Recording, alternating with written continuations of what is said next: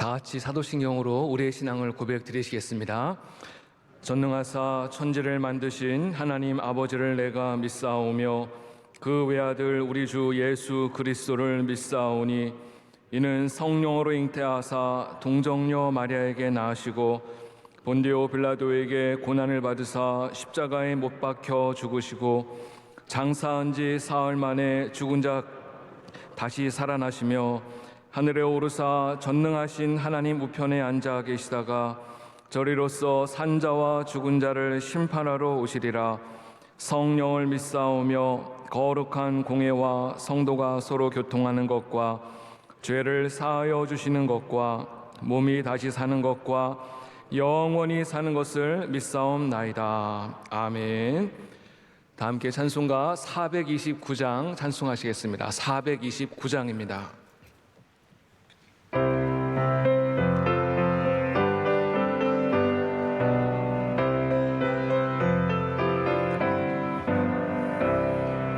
세상 모든 풍파너를 흔들어 약한 마음 낙심하게 될 때에 내려주신 주의 복을 세어라. 주의 크신 복을 내가 알리라. 받은 복을 세어 보아라. 크신 복을 내가 알리라. 받은 복을 세어 보아라. 주의 크신 복을 내가 알리라. 세상 근심 걱정 너를 누르고 십자가를 등에 지고 나갈 때 주가 내게 주신 복을 세어라. 두려움 없이 항상 찬송하리라. 받은 복을 세어 보아라. 크신 복을 내가 알리라. 받은 복을 세어 보아라. 주의 크신 복을 내가 알리라. 세상 권세 너의 앞길 막을 때 주만 믿고 낙심하지 말아라. 천사들이 너를 보호하리니 염려 없이 앞만 보고 나가라. 받은 복을 세어 보아라. 크신 복을 내가 알리라. 받은 복을 세어 보아라. 주의 크신 복을 내가 알리라. 이강우 지사님께서 예배를 위하여 기도 인도하시겠습니다. 사랑과 은혜가 풍성하신 하나님 아버지, 하루의 첫 시간을 성전에서 기도로 시작하게 하시니 감사합니다. 연약하고 부족한 저희들 주님의 참 사랑을 깨닫지 못하고 세상의 정욕으로 살아왔음을 고백하고 회개하오니 주님의 보혈로 정결케 하여 주시옵소서. 모든 것이 주님의 은혜임을 깨닫게 하시고 날마다 감사와 나눔이 이어지는 삶이 되게 하여 주시옵소서. 대한민국 가운데 복음의 씨앗을 뿌려져 세계 열방에 우뚝 서게 하시며 복음 들고 세계로 나가는 복된 나라 되게 하여 주시옵소서. 대통령과 유정자들에게 하나님을 경외하며 주님이 주시는 지혜로 국정을 잘 이끌어가게 하여 주시옵소서. 주님의 뜻 가운데 명성교회를 세워주시고 지난 42년을 지켜주시고 은혜 주시니 감사합니다.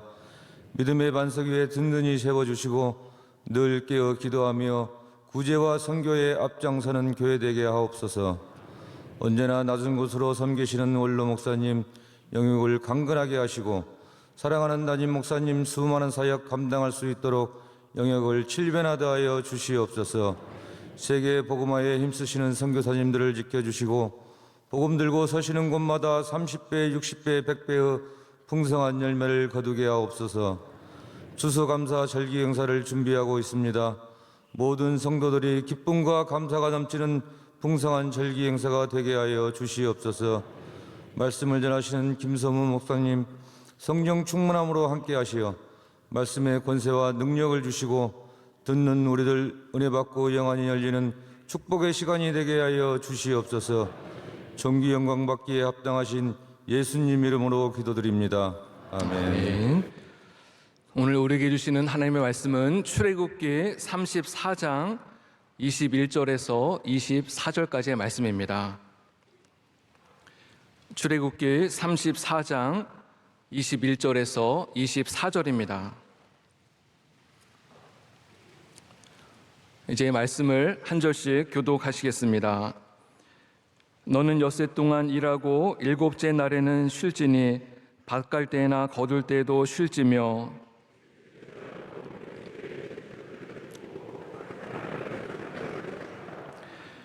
너희의 모든 남자는 매년 3번씩 주 여호와 이스라엘의 하나님 앞에 보일지라.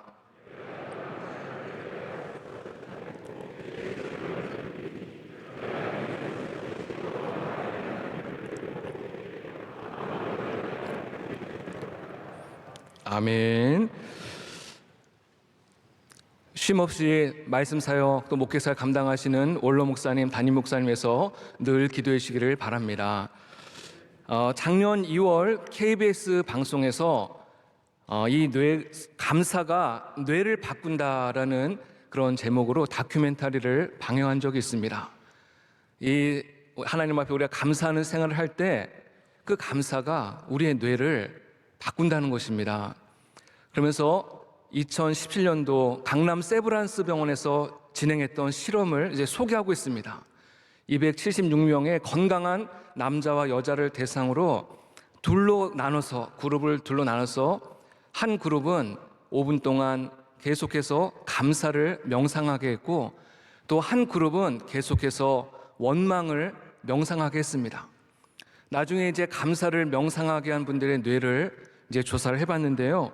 긍정적인 감정을 처리하는 그 연결성 회로가 굉장히 증가했다고 하는 그런 결과가 나왔습니다. 실제로 감사하는 분들의 뇌가 이렇게 변한 것입니다. 초등학생들을 대상으로 3개월 동안 또 감사 프로그램을 진행하였는데 그 아이들의 또 뇌를 검사를 해봤습니다. 그랬더니 이 감사하는 아이들은 자기 조절 능력이라든지 또 심신의 균형과 같은 긍정적인 요소는 굉장히 이제 증가하였고 또 반면에 뇌의 피로도와 같은 부정적인 요소는 굉장히 감소했다고 하는 그런 결과를 얻어냈습니다. 일반적으로 이 사람들의 뇌는 어떤 부정적인 생각이라든지 또 부정적인 감정에 많이 길들여져 있다고 합니다. 그런데 알렉스 코브 박사, 이 뇌 과학자로 알려져 있는 이 알렉스 코브 박사에 의하면은 우리가 감사를 하면은 우리 몸 안에서 행복 호르몬이 굉장히 많이 활성화가 된다고 합니다. 그러면서 우리 몸에서 3가지 호르몬인 옥시토신, 도파민, 그리고 세로토닌과 같은 이런 좋은 호르몬들이 계속 나오는데 이 3가지 호르몬은 단지 우리가 어떤 긍정적인 생활을 한 데서 그치는 것이 아니라 우리로 하여금 더욱더 창의적이고 또 삶의 열정을 불러온다는 그런 굉장히 좋은 호르몬이라고 합니다. 이 코브 박사에 의하면은 우리가 감사의 생활을 할 때 우울증을 치료하는데도 굉장히 많이 도움이 된다고 합니다. 하루에 5가지씩 감사하는 그런 일기를 쓴다든지 감사의 편지를 쓰게 될 때 이 우울증으로 치닫는 회로가 다시 원상태로 회복된다고 하는 그런 결과를 그의 책에서 소개하고 있습니다. 원로 목사님께서 지난주에 설교 말씀 가운데 우리가 말하는 것, 어떤 말을 하냐에 따라서 뇌가 그 말을 기억한다는 것입니다. 우리가 긍정적인 말을 하고 또 감사의 말을 할 때 그 뇌가 우리의 말을 기억하고 모든 것을 긍정적인 방향으로, 잘 되는 방향으로 우리의 삶을 이끌어주고 도와준다, 그런 말씀을 하셨습니다. 그래서 감사하는 삶을 살아가는 사람은 잘 될 수밖에 없다는 것이에요. 우리가 일반적으로 이런 얘기를 많이 하죠. 사람은 잘 바뀌지 않는다, 변하지 않는다. 그렇습니다. 사람은 잘 바뀌지 않고 변하지 않습니다. 부정적인 생각, 부정적인 습관이 들어져 있는 사람은 잘 바뀌지 않습니다. 근데 우리가 감사하는 생활을 하면은 그 감사가 우리의 삶을 바꾸는 줄로 믿습니다. 우리 모든 성도들은 항상 감사하는 성도들 되시기를 간절히 바랍니다. 성경에 보면은 하나님께서 이스라엘 백성들 향해서 계속 반복적으로 주시는 말씀이 있습니다. 그것은 뭐냐면은 은혜를 기억하라는 것이, 기억하라. 신명기에 이런 말씀이 많이 나오는데요. 또 시편 103편 2절에 보면은 그 모든 은택을 잊지 말지어다. 우리 하나님의 은혜를 기억할 때 이 기억이 우리를 감사의 자리로 인도하는 줄로 믿습니다. 그래서 이스라엘 백성들은 하나님의 은혜를 잊지 않기 위해서, 하나님의 은혜를 늘 감사하기 위해서 그들은 세 가지의 장치를 마련하였습니다. 첫 번째 장치는 기념비를 세우는 것입니다. 여호수아가 요단강을 건넜을 때, 요단강을 건너고 난 다음에 길갈에 12개의 돌을 세우고 하나님을 기념하는 기념비를 세웠습니다. 또 사무엘은 블레셋과의 싸움에서 큰 승리를 거둔 뒤에 에베네셀, 도움의 돌이라고 하는 기념비를 세웠습니다. 그런가 하면은 다윗은 수많은 또 찬양의 시를 지어서 하나님을 찬양하고 하나님의 은혜를 기억하였습니다. 이렇게 기념비를 세우고 찬양시를 만든 그 목적은 두 가지로 요약할 수가 있는데요. 첫 번째는 하나님께서 우리에게 베푸신 은혜를 기억하고 감사하고 찬양하고 하나님을 영화롭게 하는 목적이 있고요. 또 하나의 목적은 무엇이냐면은 하나님께서 베푸신 은혜를 당대에만 기억하는 것이 아니라 우리 후손들에게 그 하나님의 은혜를 가르치고 전하는 굉장히 중요한 목적이 있는 것입니다. 근데 이스라엘 백성들이 하나님의 은혜를 기억하고 감사하기 위해서 만든 가장 중요한 장치가 있는데 그것은 무엇이냐면은 절기를 지키는 것입니다. 절기.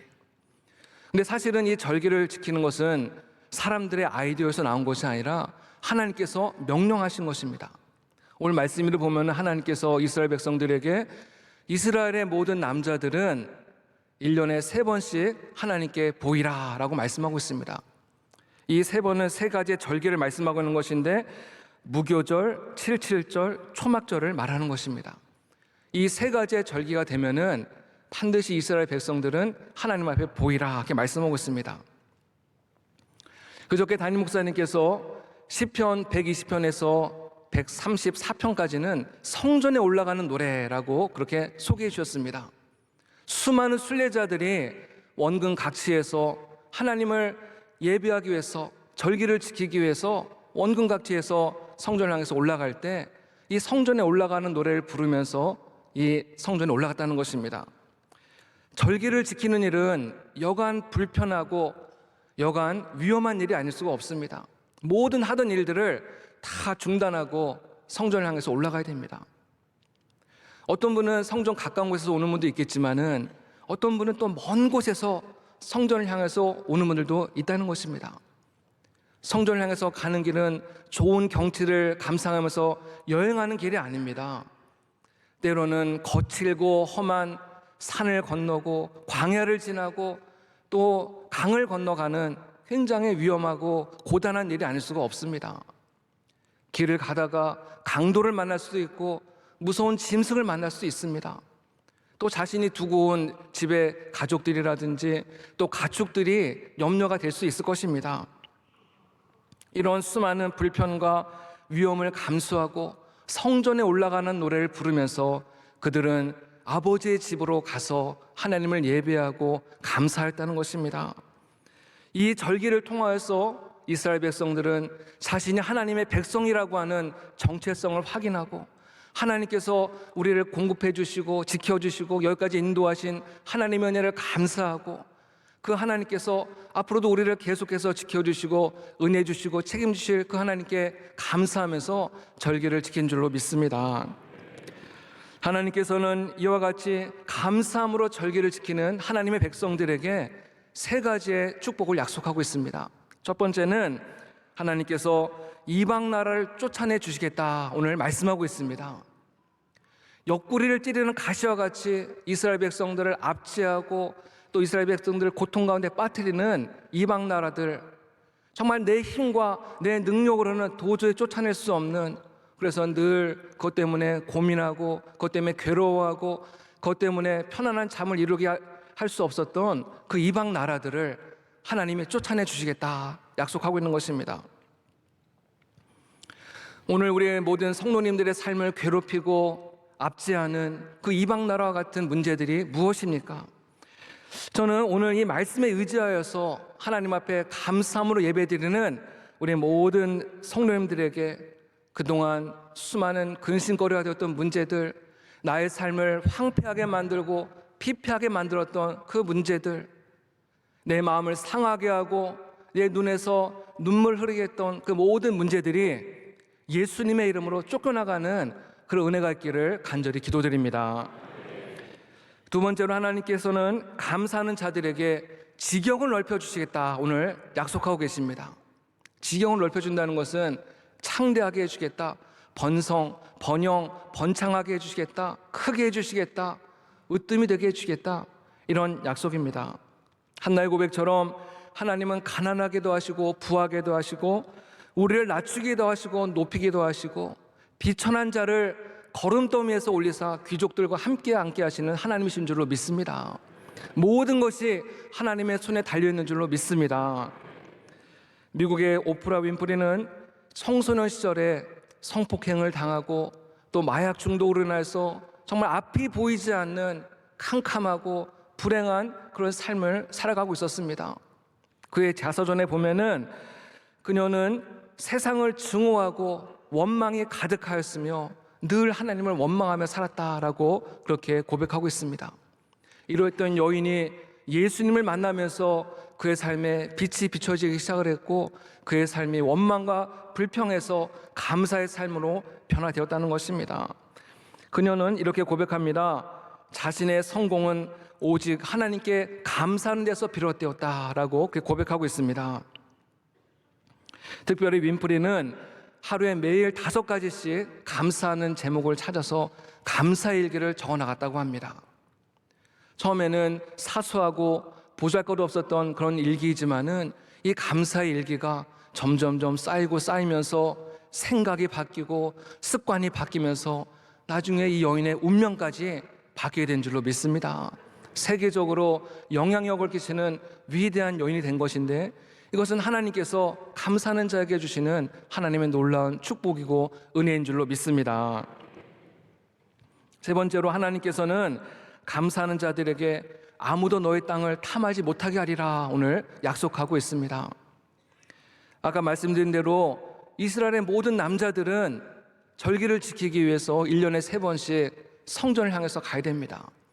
그러면 집에는 누가 남아 있겠습니까? 여인들만 남아 있습니다. 사실상 빈 집이나 다름이 없습니다. 기회만 되면은 이방 민족이라든지 강도들이 얼마든지 그 집에 침탈해서 모든 가축들과 재산을 낙탈해 갈 수 있는 절호의 기회 아니겠습니까? 그런데 하나님께서는 하나님 앞에 절기를 지키러 오는 그 가정을 하나님께서 지켜주시겠다, 보호해 주시겠다 오늘 약속하고 계시는 것입니다. 그렇기 때문에 이 절기를 지키는 일은 믿음이 없이는 감당할 수 없는, 믿음과 너무나도 직결되어 있는 문제가 아닐 수가 없다는 것입니다. 집을 비우는 기간에도 하나님께서 나의 가정과 나의 재산을 지켜준다고 하는 믿음, 안식일을 지키면서 아무 일도 하지 않는 동안에도 하나님께서 나의 가정, 나의 건강, 나의 재산, 나의 자녀, 우리 앞날을 하나님께서 지켜주시고 책임져 주신다는 믿음, 이 믿음이 없이는 절기라든지 안식일을 지킬 수가 없다는 것입니다. 이스라엘은 우리가 잘 아는 대로 늘 주변국과 크고 작은 많은 전쟁이 있어 왔습니다. 오늘날도 많은 늘 크고 작은 분쟁이 있는데요. 그 중에 역사에 기록될 만한 그런 굉장히 유명한 전쟁이 있습니다. 1967년에 일어났던 6.1 전쟁입니다. 이스라엘을 둘러싼 강대국들인 이집트와 요르단과 시리아가 연합을 해서 이스라엘을 공격을 한 것입니다. 이스라엘 나라는 우리나라의 강원도 정도밖에 되지 않는 굉장히 작고 보잘것없는 나라인데 주변의 그 큰 나라들이 연합을 해서 이스라엘을 공격을 한 것입니다. 그것도 이스라엘 사람들이 일하지 않는 안식일을 택해서, 일부러 그날을 택해서 이스라엘의 융단 폭격을 퍼부은 것입니다. 이스라엘 백성들은 안식일에 일을 하지 않기 때문에 보복을 하지 않고 그날은 그냥 참고 지나갔습니다. 그리고 그 다음 날부터 이제 보복이 시작되었는데 단 6일 만에 차례대로 그 모든 나라들을 격파하고 큰 승리를 거두고 그 나라들이 백기를 들고 말았다는 것입니다. 하나님께서 허락하신 큰 승리인 줄로 믿습니다. 안식일과 또 절기를 지킬 때 많은 어려움이 오고 위기가 찾아올 수 있지만은 하나님께서 그 모든 위기로부터 우리를 보호해 주시고 지켜주시고 오히려 그 위기가 전화위복이 될 수 있도록 은혜를 주신 줄로 믿습니다. 그래서 이런 말이 있습니다. 우리가 주일을 지키는 것이 아니라 주일이 우리를 지킨다. 우리가 일주일에 한 번 주 앞에 나와 예배할 때 하나님께서 남은 6일에 우리의 모든 삶을 지켜주시고 우리의 가정과 건강과 자녀와 우리의 모든 앞날을 하나님이 책임져 주시고 지켜주시고 우리의 가는 길을 인도하시는 줄로 믿습니다. 말씀을 마무리하고자 합니다. 어떤 분은 이런 이야기를 하실지 모르겠습니다. 이 시대가 많이 바뀌었는데 교회도 시대 흐름에 맞춰서 좀 바뀌어야 되지 않느냐, 변화되지 않느냐. 어떻게 안식일을 지키고 우리로 말하면 주일이죠. 주일을 지키고 11조 생활을 하면은 하나님께서 복을 주신다. 이건 너무 좀 구약적인 개념이 아니냐. 이건 너무 어떤 기복수 신앙, 샤머니즘적인 신앙 아니냐. 이런 말을 할지도 모르겠습니다. 물론 시대가 바뀌면서 우리 교회도 많이 변화되어야 되고 시대의 흐름에 같이 보조를 맞춰 나가야 됩니다. 그렇지만은 절대로 변하지 않아야 될 부분도 있다는 사실을 우리는 반드시 기억해야 될 줄로 믿습니다. 유대인들은 모세 시대로부터 벌써 4,000년이 지나지 않았습니까? 오늘 이 출애굽기 말씀이 기록된 것이 벌써 4,000년 전의 그런 기록인데 지금까지도 이 세 번의 절기를 지금까지도 철저하게 지키고 있다는 것입니다. 어찌 보면 정말 고리타분해 보이고 시대에 뒤떨어지는 그런 전통이 아닐 수가 없습니다. 그렇다고 해서 여러분 유대인들이 정말 뒤떨어진 민족입니까? 여러분 유대인들 IQ를 한번 검사해 봤더니요 IQ가 평균 94입니다. 두 자리. 우리나라보다도 약 10점이나 떨어집니다. 그렇다고 여러분 유대인들이 정말 뒤떨어진 민족이냐 말입니다. 그렇지 않다는 것입니다. 전 세계 어느 나라 민족보다도 더 많은 노벨상을 받고 있고 수많은 선진국, 수많은 강대국들을 배후에서 움직이는 민족이 유대 민족 아닙니까? 신명기 28장 말씀과 같이 하나님 말씀을 경외하고 그 말씀대로 살아갈 때 세계 모든 민족 위에 뛰어난 민족이 되게 하시겠다는 하나님의 약속이 그들의 삶을 통해서 이루어진 결과인 줄로 믿습니다. 교회는 주님이 다시 오시는 그날까지 주일을 지키고 예배의 자리를 잘 지켜야 될 줄로 믿습니다. 이것이 우리 성도들의 정체성이고 우리가 살아가는 이유이고 목적인 줄로 믿습니다. 어느 기사를 봤는데 이제 최근에 코로나가 이제 많이 누그러지면서 많은 사람들이 다시금 식당으로 돌아오고 백화점으로 돌아오고 영화관으로 돌아온다라는 그런 기사를 봤습니다. 그런데 교회로는 돌아오지 않은 분들이 많다는 거예요. 오늘 말씀에 보면은 하나님 앞에 보이라라고 말씀하고 있습니다. 하나님 앞에 보이라. 아가서 2장 14절에도 내가 너의 얼굴을 보게 하라, 내 목소리를 듣게 하라 라고 말씀하고 있습니다. 우리가 지난 3년 동안에는 코로나로 인해서 불가피하게 이제 온라인으로 비대면으로 예배드리는 분들도 많이 있었지만은 하나님이 정말 원하시는 것은 우리가 몸을 움직여서 하나님 앞에 나와 하나님 앞에 우리 자신을 보이는 것을 하나님 원하고 계신 줄로 믿습니다. 수많은 이스라엘 백성들이 온갖 불편함과 위험을 무릅쓰고 성전에 올라가서 절기를 지켰던 것처럼 하나님의 백성들은 주의 성전에 나와서 하나님을 예배할 때 하나님께서 우리의 삶에 약속하신 이런 세 가지의 놀라운 은혜가 우리 삶 속에 이루어지게 될 줄로 믿습니다. 특별히 이번 추수감사절을 통해서 잃어버렸던 감사 또 놓치고 있었던 첫사랑을 회복하는 은혜가 있기를 간절히 바랍니다. 특별히 이번 추수감사절 때 우리가 기대하는 것이 있지 않습니까? 3년 만에 다시금 재개되는 이 국밥 행사. 제가 얼마 전에 신방을 갔는데 그 남자 집사님이 그 얘기 하더라고요. 이 집사님은 추수감사절에 이 국밥을 드시고 난 다음에 마음의 문이 활짝 열려서 우리 명성교회에 등록하게 되었다고 자랑하면서 이야기를 합니다. 제가 주변 얘기 들어보면은 정말 국밥 한 그릇에 많은 분들이 교회 나오는 분들이 많이 있더라고요. 이 국밥 행사를 전도의 기회로 삼으시기를 간절히 바랍니다. 여러분, 성경에서는 팥죽 한 그릇에 자신의 장자권을 팔아 넘겨서 평생 후회하지 않았습니까? 우리 명성교회 성도들은 국밥 한 그릇에 그동안 미뤄왔던 대면 예배를 회복하고 평생 하나님의 은혜를 누리시기를 간절히 바랍니다. 이번 추수감사절이 우리 모두가 하나님 앞에 감사하는 축제의 절기, 은혜의 절기가 되기를 간절히 소망합니다. 함께 기도하겠습니다. 오늘 주신 말씀을 기억하면서 함께 기도하기 원합니다. 하나님께 감사하는 자가 되게 하여 주시옵소서.